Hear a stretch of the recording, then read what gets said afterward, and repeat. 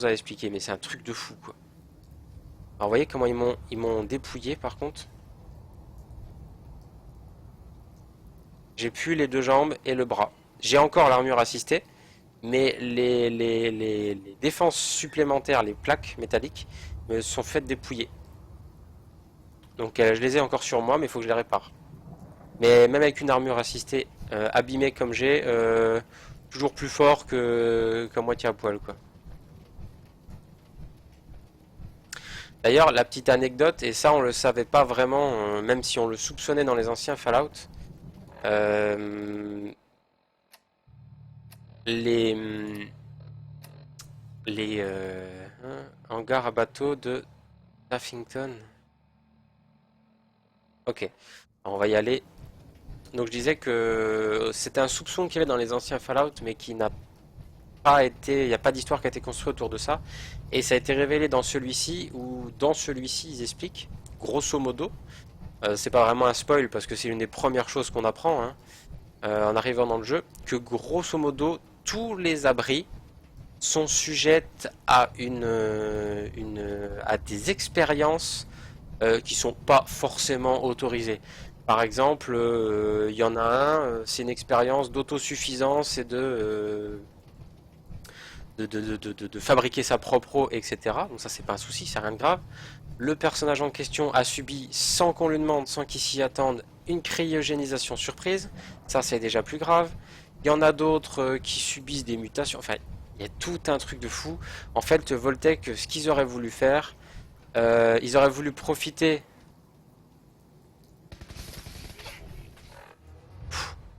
Alors il y a un petit combat là.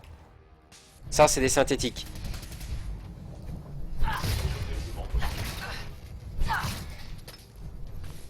Alors, les synthétiques, ça fait bien mal.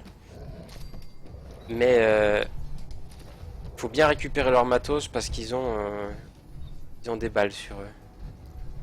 Ils ont des balles de fusil laser. Donc c'est plutôt pas mal. Donc ce que j'expliquais, c'est que ils font pas mal d'expériences. Et ce qu'aurait voulu faire en fait la société Voltec qui est dans le jeu, ils auraient préféré, ils pensaient pas que la guerre elle allait partir en couille à ce point-là. Ils pensaient qu'il allait avoir 2-3 bombes nucléaires, à ce que j'ai compris. Et ils auraient profité de, par exemple, les gens ne seraient restés que 10 ans dans les abris.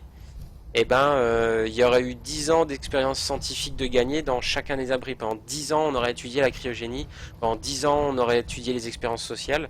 Et après, ben, cette société serait ressortie, mais 15 fois, 100 fois plus puissante que n'importe quelle société après la reconstruction des villes. 10 ans après, manque de peau, et ben les bombes nucléaires étaient plus fortes que prévu, tout était plus fort que prévu, tout a duré beaucoup plus longtemps, c'est parti en couille, donc du coup leur plan tombe à l'eau, mais n'empêche qu'il y a des gens qui ont subi dans leur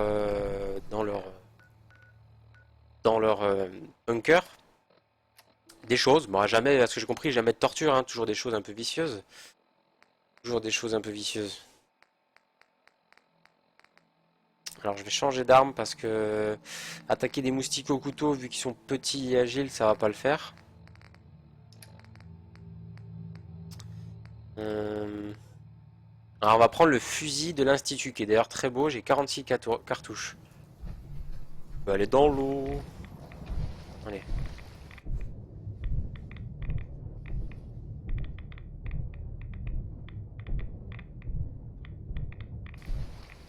Alors ici il y a un petit détail, c'est que on peut pas passer, mais on peut passer par ici.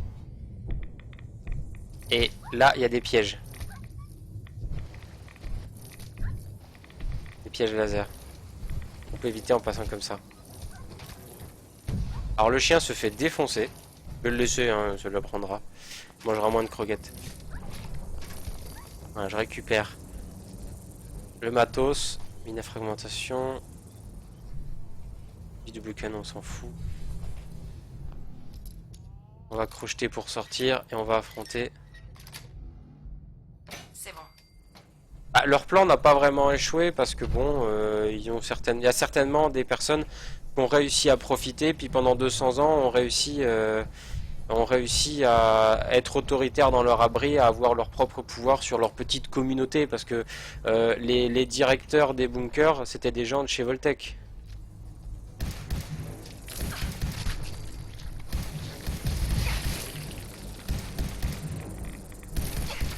Oh putain, mais tout ce qu'il y a!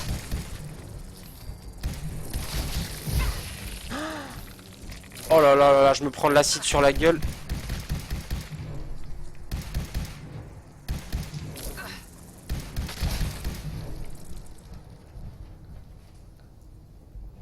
Oh la vache. Il y a des petits bouts, il y a des petits bouts partout, hein. Un, misclick.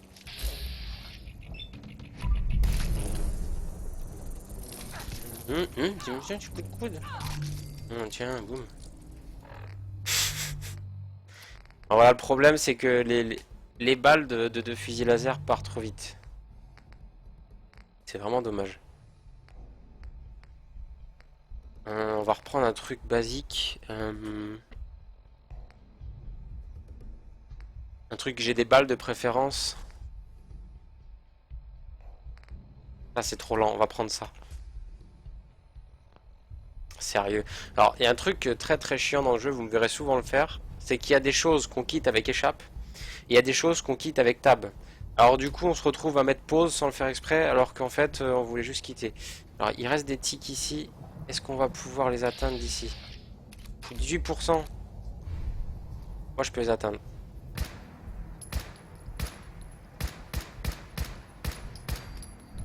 Voilà. Alors, le jeu ne peut pas l'atteindre, mais moi, j'arrive à les atteindre, quoi.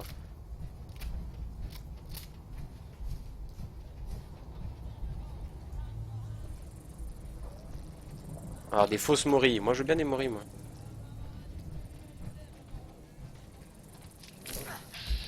Alors, toi?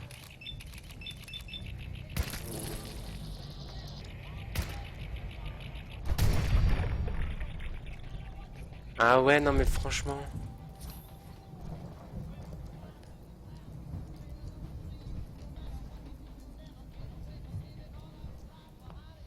Alors, les boîtes comme ça, souvent, c'est des bons trucs.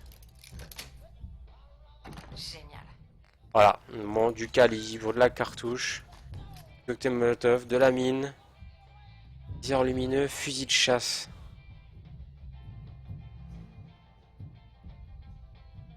Je prends. Je prends parce que le fusil de chasse, c'est ce qui se rapproche le plus du sniper, si je me souviens bien. En fait, c'est ça, vous voyez, c'est ça, mais en version vraie, pas en version bidouillée. Alors, je vais vous la montrer. Alors, elle est où, elle est où, elle est où, elle est où. Quand tu veux, hein.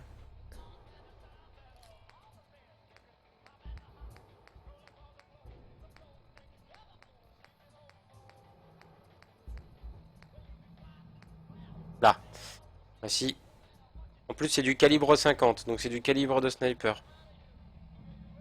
Par contre, le canon, c'est un court léger.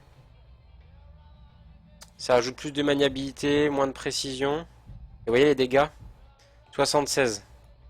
Alors que ce que j'ai là, en version fabriquée en bois, ça fait du... du 44. Donc c'est pas le même calibre, hein, par contre, hein. Donc c'est intéressant toujours d'avoir plusieurs armes de calibres différents. Parce que dans le jeu, on rencontre pas toujours les bonnes munitions au bon moment en fait. Donc il faut toujours essayer d'avoir une arme de petit calibre, une arme de moyen calibre, une arme de gros calibre. Et essayer d'utiliser comme on peut. Alors qu'est-ce qu'il me demande de faire dehors?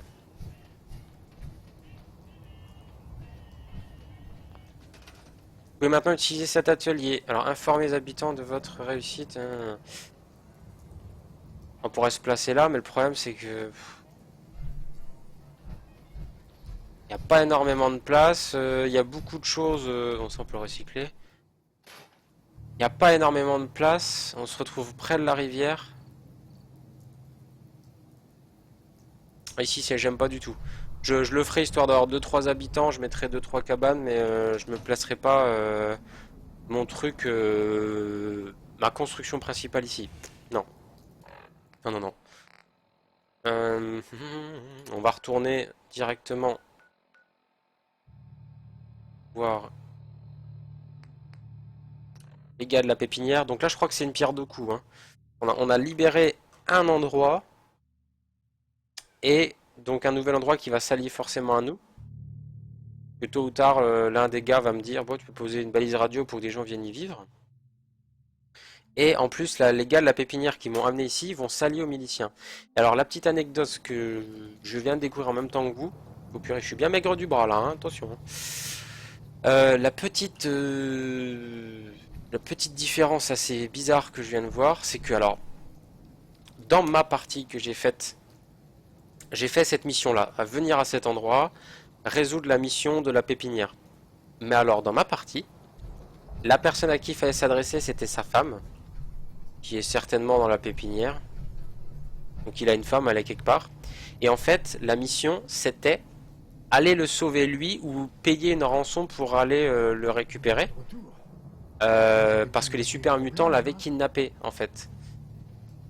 Et là, en fait, dans cette partie-là, qui est une autre, et ben, c'est lui qui me donne une mission qui n'a totalement rien à voir. C'est assez bizarre. J'ai fait place nette pour une nouvelle colonie. Dites à vos amis qu'ils peuvent s'y installer. Ah, ça fait plaisir d'avoir une bonne nouvelle, pour une fois. Et on a décidé de soutenir les miliciens. Voilà. Il faut qu'on se serre les coudes si on veut que la vie s'arrange. Pareil, hein, ici, on peut...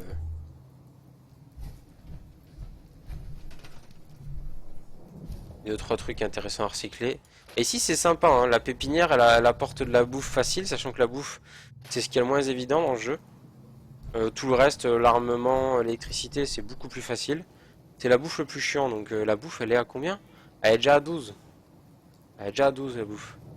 Sachant qu'ici, on peut très bien se mettre tout autour du truc vert et entourer la pépinière, en fait.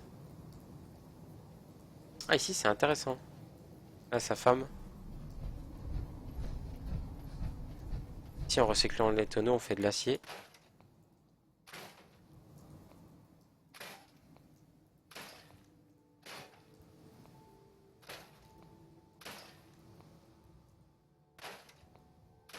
Je récupère un peu, hein, c'est pour pouvoir faire quand je me serai décidé. Ça n'est pas stocké sur moi, si je me souviens bien. Tout ce que je récupère, c'est stocké dans un inventaire commun à tous ces trucs rouges là, en fait. Le plus intéressant à recycler, c'est les gros objets comme les vieilles voitures. Bon, fou le gars, je le rends service. Bon. On va aller voir les mecs qui font du tuning. Alors quand je dis tuning, c'est vraiment tuning, hein. On va aller voir les mecs qui font du tuning du tuning d'armure assistée. Alors c'est vraiment tuning, pourquoi? Parce que le gars qui me propose d'aller le voir, je l'ai vu. Alors il avait un truc tout noir avec des flammes, un truc assez hallucinant. Ça fait tout drôle d'ailleurs dans un jeu où tout est pourri. Ça fait vraiment tout drôle. Donc là on n'est pas dans un garage de réparation standard, on est carrément dans l'atelier tuning de père en fils, c'est ce que j'ai compris. Ça, c'est plutôt pas mal, on va aller voir ce que ça donne. D'ailleurs, c'est un des gros avantages des Fallout, des Skyrim, enfin même de Bethesda en général, c'est que leur jeu ne s'arrête pas au petit monde qu'ils ont construit, ils créent des anecdotes, ils créent des situations bizarres, ils créent des missions bizarres, comme l'histoire des cabottes, avec le gars qui était à moitié immortel là. Il me fait des sérums, d'ailleurs, il faudrait peut-être que j'aille le revoir, j'en ai plus qu'un en stock. Donc ça c'est vraiment le gros atout des Fallout et je pense que c'est pour ça que beaucoup de gens aiment.